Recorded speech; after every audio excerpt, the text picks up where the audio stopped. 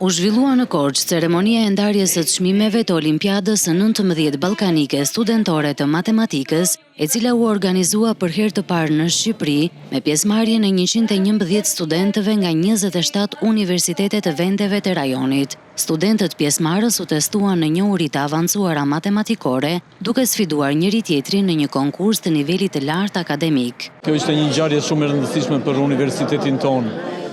Ne kemi një departament të fuqishëm të matematikës dhe Korça ka një traditë të madhe në matematikë historike për vendin tonë. Kështu që e kishim me shumë kënaqësi që ta organizonim sa më mirë këtë olimpiadë dhe ja arritëm qëllimit.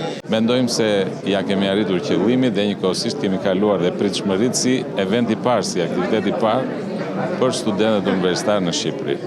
Mendoj që pjesa më e rëndësishme ka qenë standardi i olimpiadës, pra është për zgjedhja e testit.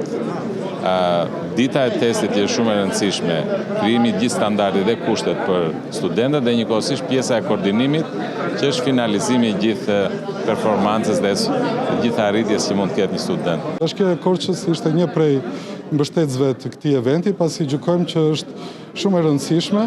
Korça është një qendër, ka qenë historikisht një qendër e edukimit, prandaj dhe i takonte të sillte një event të tillë dhe ta mbështete atë. Besoj dhe uroj që shumë prej tyre ti shohim të rikthehen në qytetin e Korçës, tashmë jo si pjesëmarrës në olimpiadë, por si vizitor. Në këtë olimpiadë u nderuan me medalje 70 student, prej të cilëve 11 u vlerësuan me medalje të artë, 23 me medalje argjendi dhe 36 me medalje bronzi.